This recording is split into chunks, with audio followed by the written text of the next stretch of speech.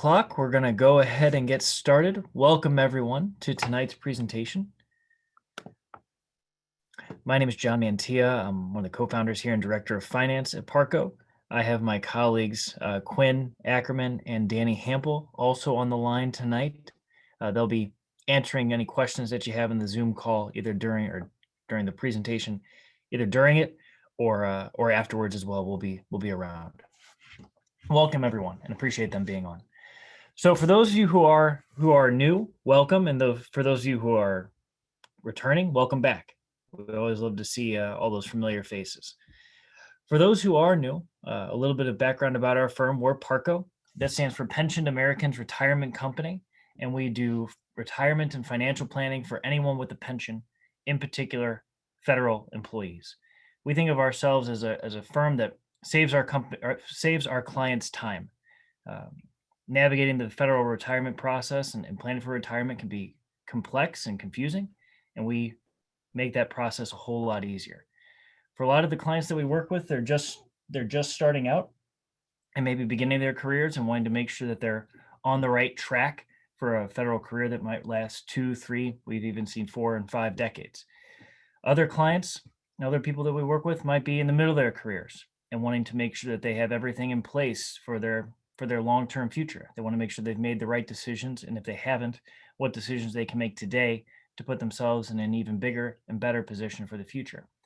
And then oftentimes we're speaking to people nearing the end of their careers or even into retirement and wanting to make sure that they're taking advantage of all the benefits and strategies available to them. No matter where you are in that process or on that chain, we help all and focus on serving all federal employees. We've been doing these weekly webinars now for well over a year. We started doing them after the pandemic. We do them once a week, covering different topics that have been asked for by you, by our audience. We aim to keep them to about 25 to 30 minutes. We find that that's about the amount of time that clients can spend to really absorb a topic without getting too overwhelmed, especially in a virtual setting. So tonight we're presenting our presentation about inflation. We've talked about inflation a few times before, but especially with the May CPI print and the recent increase in interest and concern about inflation over the long run, we thought it pertinent and wise to detail inflation as a concept more deeply tonight. So we'll be talking about inflation and how important it is to factor it into your federal retirement. We find a lot of people when they think about retirement, either as individuals or we've even seen advisors and other companies mitigate the importance of inflation, and doing so can be ruinous to living a comfortable retirement. So on today's agenda, we're going to go through what inflation is, so just the definition, how it works. Then we'll walk through a couple historical examples of inflation.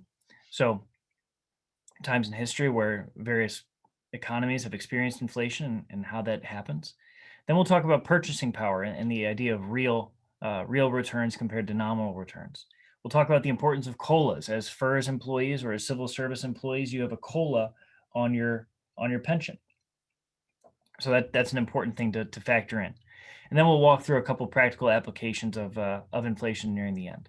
Now, just a couple ground rules before we get started. You have the option to ask questions within the Zoom link. There's a little Q&A section, so please post those questions there. And then after tonight's presentation, everyone will get a survey link asking for your feedback. If you think we did something well, we'd love to know. If you think there's anything that we could do to improve, tell us that too. We're always looking to improve, and we love that feedback. And then if there's topics that you'd like us to cover in more depth, or that you'd like to have us talk about again, or maybe we haven't talked about before, tell us. These presentations are all for the benefit of our clients. So we're going to start by defining what inflation is. So inflation is a general rise in the price of goods and services within an economy. So it's typically caused by the activities of monetary policy, and it's a general rise in prices. So this isn't necessarily, oh, well, the price of meat went up this month because all the chickens that were at the Purdue factory had to get killed because of an outbreak of a disease, and so there was a supply constraint, and the supply and demand imbalance caused the price of chicken to go up. Now, when we talk about inflation here, we're talking about a general rise in prices of all goods and services within an economy. So, with that in mind, think about the price of, a gallon of ice cream when you were a kid, or even 10 years ago, the price of a gallon of gas, how much a trip to the grocery store costs now versus how much it costs when you were younger or when you had a family, or when you had a young family. The general rise in prices is what we're talking about when we talk about inflation, the increase in the cost of living over the long run, which is caused by many things. So some historical examples of inflation. Inflation dates back as long as currency's been around. I mean, even back in Roman times, there's stories of the Roman Empire in various ways debasing or eroding the value of their currency, either by replacing the gold content with silver content, the silver content with copper content, the copper content with iron content, all of it to make the increase the money supply or decrease the value of the base currency. That goes back to as long as there has been currencies. In the Weimar Republic, in the early part of the last century, of the 20th century, it's obviously one of the more famous historical examples, especially for many on the audience tonight who may have studied it, where the price or the value of the mark rapidly decreased. There's stories of people needing a wheelbarrow or two to purchase a loaf of bread. In Zimbabwe is the classic example of more recent hyperinflation. You can actually buy a $300 trillion or $100 trillion Zimbabwe note on eBay for I think they cost $300. They're more of a novelty now, but it experienced hyperinflation because their central bank printed a lot of money. Now, the reason why we're talking about inflation tonight and how important it is to plan for it is that while the U.S. isn't experiencing anything like what was happening with Weimar or with Zimbabwe or other more dramatic examples, the May CPI print, which is the Consumer Price Index, which is an index that the Bureau of Labor Statistics uses to measure the overall price of goods and services in the economy, went up 5% in May. So there was a 5% annualized increase in the overall prices of goods and services in the economy. Now, there's a lot of things that could have led to this. Since the pandemic started, central banks around the world, like the Fed, the European Central Bank, Bank of Japan, the Chinese Central Bank, have all undergone very aggressive monetary policy, in particular by holding down interest rates to ease the stress on the economy. At the same time, governments, like the US government, governments in Europe, governments in Asia, have been aggressive with fiscal policy, with spending to try to mitigate the dips from the economic shock of the pandemic. Well, all that money has gone into circulation, or much of it has. I remember reading a stat, and some of you may have heard of this too, where something like over 20% of all dollars in circulation were created in the last 15 months because of all the aggressive government policies that have been inducted to fight the pandemic. Those dollars, that increase in the quantity of money, of the supply of money, is what causes that inflation. And so when we see the May CPI report that came out, it gave a lot of people pause. And you even see this with the Fed's recent notes where they mentioned they're going to be penciling in the topic of rate increases in future meetings. That sent markets sent markets down. So now that we've talked a little bit about the environments that inflation lives in, what does that mean for the individual? Well, what this really means is it speaks to the purchasing power of your dollars, of your currency. And it's important to understand the difference between the nominal value of your dollars and the real value of your dollars. So the nominal value of your dollars is, I have $1,000 in my savings account. The real value of those dollars is an inflation adjustment telling you, after the inflation adjustment, what the real value of those dollars are. So what they can actually buy when adjusted for inflation. $1,000 in 1990, when I was born, could buy a heck of a lot more than $1,000 today. While that has the same nominal value, the real value of that $1,000 has changed. And the way we adjust that is we adjust it down based on the experienced inflation over that time. So let's take an example. Suppose you had $100,000 saved in a bank account and it was earning a 1% rate of return, but it experienced a 3% inflation rate. So the overall inflation rate was 3%, but the rate of return, the nominal rate of return on your investment was 1%. This is a very simple example. Well, over a 10-year period, that $100,000 that you have would grow to over $110,000 on a nominal basis. So you might look at your account at the beginning of your investment, say, hey, I've got $100,000. And then 10 years later, you look at your account and you say, hey, I've got $110,000+. I've made some money. Well, in nominal terms, that's true. In real terms, the value of those dollars has gone down. Using a 3% inflation rate, the value of that original $100,000 is now just over $80,000. So while in nominal terms, you've seen a 10% gain, over a 10% gain, in real terms, you've experienced nearly a 20% loss. So when people talk about the difference between nominal and real, this is a very simple but straightforward example of the differences between those two and the importance of the differences between those two. When people think about purchasing power of the US dollar, this is over the past 110 years, this just shows inflation adjusted how much the purchasing power of a US dollar has declined since 1900. We have data out to about 2014 here in this graph. So $100 back in 1900 has the same purchasing power as $3.48 at the middle part of the last decade. So in a very large erosion in purchasing power.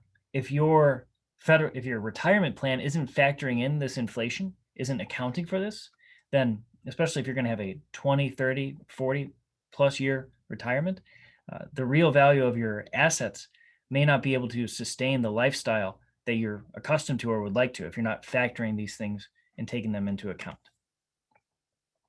And then, of course, I'm sure that many of you on tonight's presentation remember the inflation shocks of the 1970s, where over just a decade, the value of the dollar went down by over half. $1,000 at the beginning of that decade had declined to worth less than $500 by the end of it. And I know that's a very prescient example. I wasn't around for it, but we certainly studied it. And that there's nothing that says that could not happen again.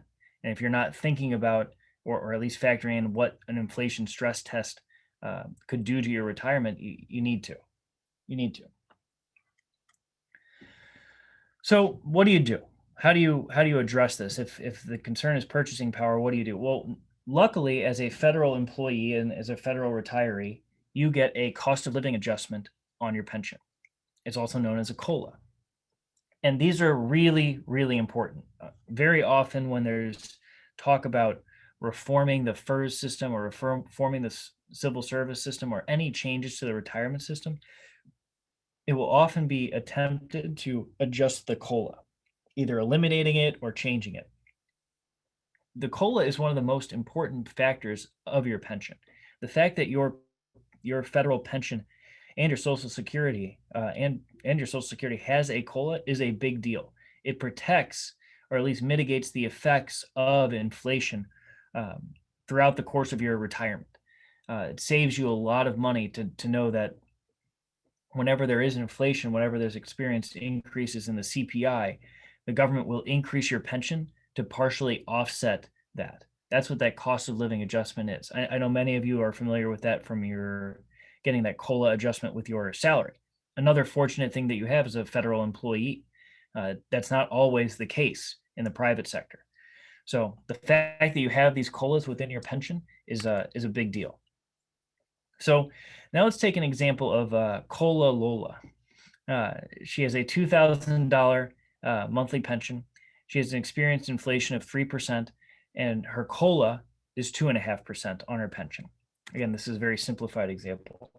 So first, we're just showing the nominal value of her pension over a 30-year period. So that white line is if there was no COLA at all, and she just got that $2,000 per month. So that $2,000 per month stays flat, but the nominal value, or the real value of that nominal pension is gradually going down with that 3% inflation rate, such that after 30 years, it's worth less than half of what it was at the beginning.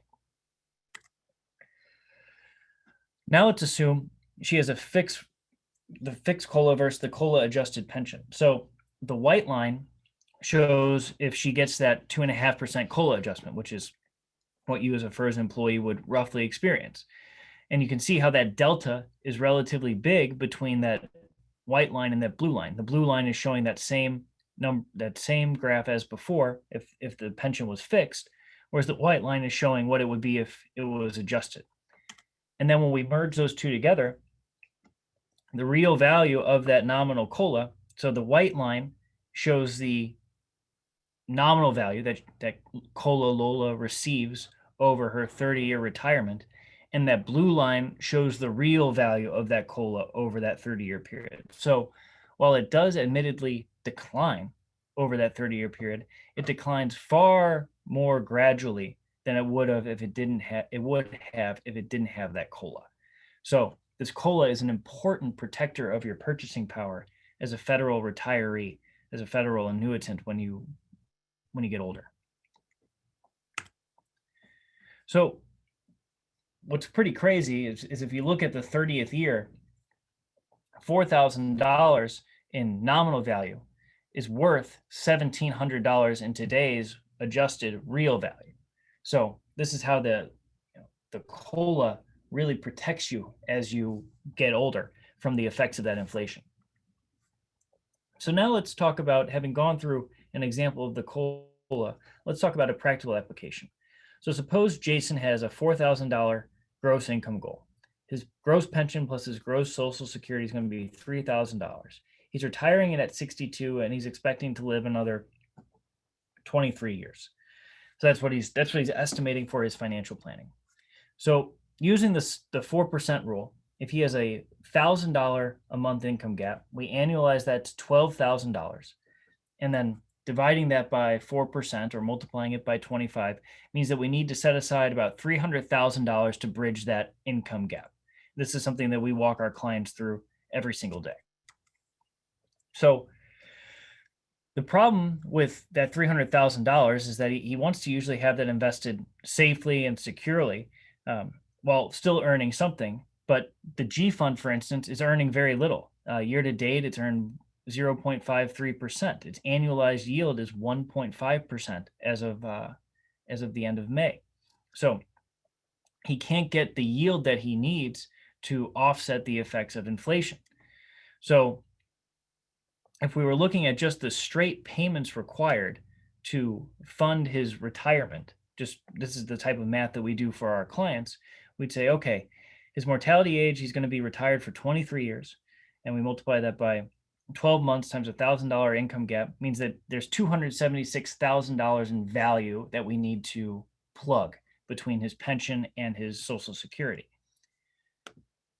If we assume an inflation rate of 3% and COLAs of 2.5%, the question is, well, what type of growth do we need to get on his remaining assets? How much of his balance must change to account for inflation? If his real purchasing power at the beginning of his retirement, if he wants to maintain that of $4,000, that means by the time that he passes away, assuming a 3% inflation rate, he needs to have $8,000 in nominal income coming in to maintain that lifestyle.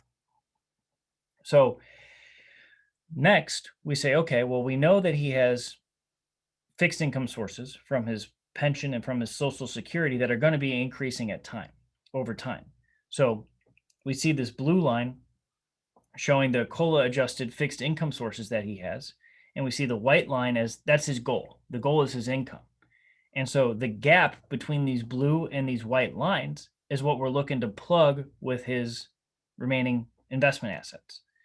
That's what those are the required withdrawals that are needed to maintain his purchasing power.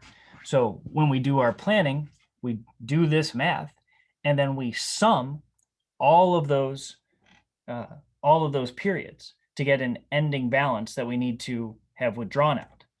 So when we do that math, that means that he needs $468,000 saved to achieve that goal, or that's $468,000 in value he needs to be able to pull out of his account to plug that gap throughout the course of his retirement, if his account was earning no interest.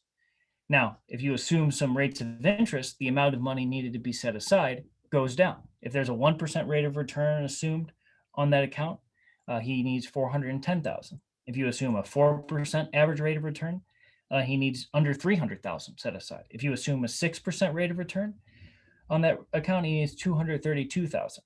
Now, obviously, it's impossible to predict the future, but this is the type of planning that you have to do, and it's become increasingly challenging in these low rate environments to do so, especially when rates are low but inflation's high, or seems to be going higher. So our question is then, what can you do about it? So when we work with clients, the first thing we can say to them is, well, it's best to start saving early. Saving and investing is the best thing you can do. We mentioned before about how we work with a lot of clients who are younger. Those people are the ones who benefit the most from talking to us, because we can tell them, hey, we'll invest aggressively early on in your career. If you're later on in your career, you can still prioritize investing and saving. If you're over 50, you can max out your TSP up to $26,000 per year. An important thing also to consider is determine your risk tolerance. We always say that you have to be able to sleep at night with the portfolio you own. So if you're an aggressive investor, your portfolio should be balanced to reflect that. If you're more conservative or you have other priorities, your portfolio should be positioned to reflect that too. And then something else we have to talk about is the effect of taxes in retirement. So not only do you need to have money set aside, but especially if you have a fair bit of assets set aside in traditional money, you need to account for taxes. And that's why we talk a lot about Roth conversion with our clients, which minimizes that tax burden over time, because you're gradually converting that traditional asset into a Roth IRA, paying the requisite taxes.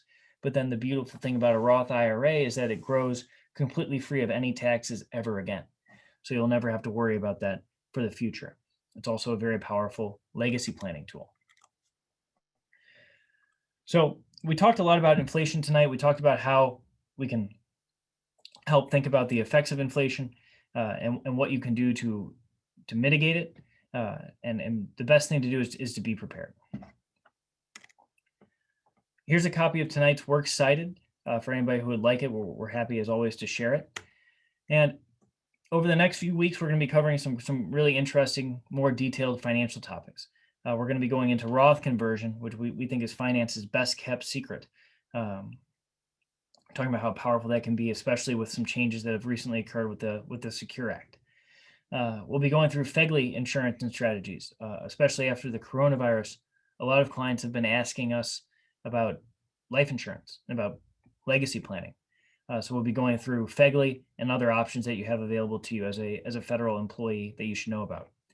Then we'll be talking about retiring before age 60. So people who are retiring with their minimum retirement age in 30 years, the pluses and minuses of doing so. And then further down, we'll be talking about early retirements as well. Every Sunday night, we also do and actually this upcoming Sunday, we'll be doing our retirement paperwork workshop that we do every Sunday at 6 p.m. If you'd like to RSVP to that, just let us know. We're happy to add you to the RSVP list to that as well. Myself, Danny, and Quinn, we're really appreciative of you being here tonight, and we're going to be hanging out in the question and answer section, answering any that you have. But we do hope you have a wonderful evening and a wonderful weekend. Thanks, everyone.